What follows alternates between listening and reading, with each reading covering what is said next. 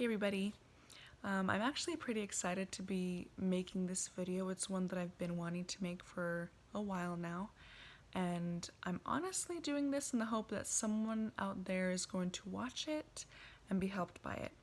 I'm gonna be sharing some pretty disturbing things, honestly, that will probably make you uncomfortable, but they are things that I wish I would have known prior to experiencing postpartum depression. And hopefully you're going to come out of this more informed. And if you're triggered by suicidal thoughts, or if you're triggered by violent or aggressive thoughts, it's probably best to not watch this video. It's not worth risking your mental health over. So I gave birth to our second son in April of this year. And when you have a baby, you just expect or hope that it's going to be awesome. You're welcoming a new baby into your home. The love between you and your partner is going to grow. Your baby's older sibling is just going to fall in love with them. And all of those things were true for our family. But for me, it was just literal hell for the first 2 months of my baby's life. I was just, if you've ever experienced depression, you understand where I'm coming from when I say that I was just constantly in this cloud of darkness. I was just a shell of me. I had no motivation to do anything. I did the bare minimum of what I had to do to make sure that my family stayed alive. I didn't want to do any of it. I had no motivation. I wasn't cooking, I wasn't cleaning, so I felt useless. I felt like my family was better off without me because I wasn't taking care of them in the way that I normally was. And my husband never made me feel bad for not doing those things, but still I felt useless. And I wasn't getting any sleep. I got a solid maybe 4 hours every night. And my older son, who was 1.5 at the time, he didn't understand that I needed to sleep. So, he was up at 6:30, 7 in the morning, ready for the day, but I never was. I was never ready for the day at that time. My baby was a crier.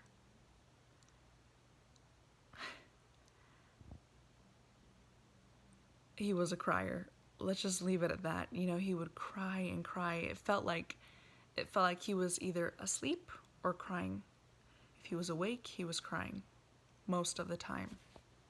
And that I was just filled with frustration a lot of the time. And my husband, bless his heart, he was there for me on so many of my weak moments when I just felt like I couldn't do it anymore.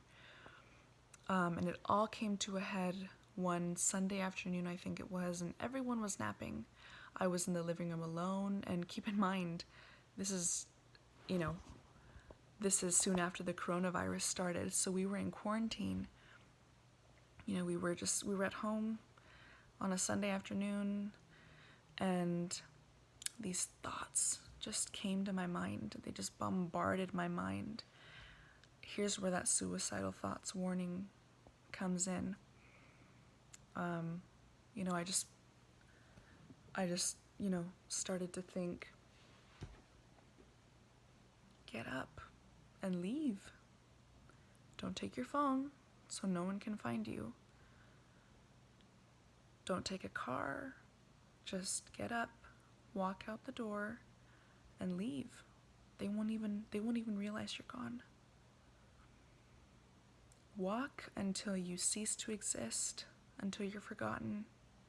You can escape all of this, and they're better off without you anyway.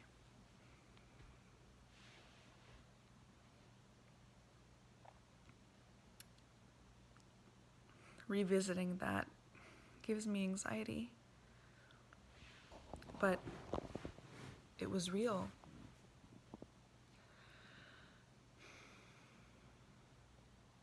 Along with the depression, when my baby would cry, even after all of my efforts to comfort him, I would get filled with this rage. I don't know if you've ever experienced it, but your body is just full of adrenaline, and you just feel like you're gonna lose it. And I was just so filled with adrenaline that I felt like I had to let it out somehow. So I would kick things, I would throw things, mostly pillows, but I would pace the living room, pace the kitchen restlessly, just feeling anxious because my baby wouldn't stop crying. And here's where the more disturbing details come in. The violent, aggressive thoughts warning comes in. I would just think, when he'd be crying in my arms, I could just drop him right now and he would stop crying. I could just throw him against the wall and he's gonna stop crying. I don't want to do this anymore. Saying that out loud, it's terrible, that I would think those things, but it's the truth. And you can't understand it unless you've been there. I felt insane. Because when I would finally come to, I would think, my gosh, how can I think that about my baby? I'm the one who's supposed to love him and take care of him no matter what, and I'm thinking about hurting him? I felt like I was literally insane. Until one day we were hanging out with some friends, and I was talking to my friend about postpartum depression. And I forget if she brought it up or if I brought it up, but she mentioned, I don't want to go in specifics to protect her privacy, but she mentioned that she would think similar thoughts about her baby. And when she shared that with me, I was like, wow, this needs to be talked about. That day I found out I wasn't alone, that I wasn't crazy. And I thought, other people need to know that they're not alone either. Like, this is real.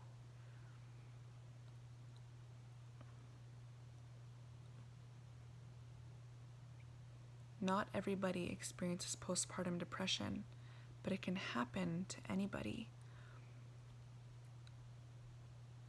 I called my doctor and I told him that I needed antidepressants. He said, okay, I'm going to prescribe you the medication, but I want you to come and see me next week. So I did. And he told me some things that just really, really helped me. He said to me, Elisa, this is not your fault. You are not choosing these things. You have a chemical imbalance in your brain, and it's going to take a while for things to be right again. But it will be okay. And he also told me to get a good night's rest. I didn't end up taking the antidepressants. I just had to wait it out, and it finally went away after my baby was getting a better grasp at life. When he was sleeping better, I was able to sleep better. But it was so hard.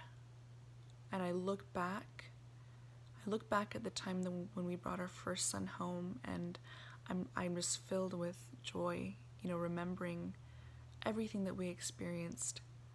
And when I look back at when we brought my second son home, honestly, I try not to revisit it because it brings me so much anxiety. Postpartum depression is real, and it's so intense. I feel like it's a different kind of depression because of all of the hormonal changes your body is going through. If you have someone in your life who is going to have a baby, who has just had a baby, check up on them, seriously. Whether it's your mom, your cousin, your friend, your sister-in-law, your sister, your mother-in-law, anybody in your life, check up on them. Cook a meal for their family, go over and offer to clean for them. you could be the difference between them finding comfort and a release in their most dark and lonely time. You know, like I said, my husband never made me feel bad for acting the way I was acting. He never made me feel like I shouldn't be depressed, or, you know, there were a countless number of nights where I would just sob in his arms, and he would just listen to me and hold me. And I realized that not everybody has that experience. There are people in this world who will make you feel bad for being depressed. I know, because I was that way with my sister 10 years ago. That's another story for another day. But if someone in your life is depressed, be that shoulder they can cry on. A lot of the times, time is the only healer of depression. And do not expect someone who is depressed to vocalize what they are going through, because a lot of the time it's impossible to vocalize the things that you're feeling and what you're going through. Be patient with yourself if you're going through depression. Be patient with those around you who are going through depression, and check up on the new mothers in your life, because you could be the difference. If you've made it this far in the video, thank you for watching. And hopefully you're more informed as to the realities and the depths of postpartum depression. Thank you so much for watching, guys.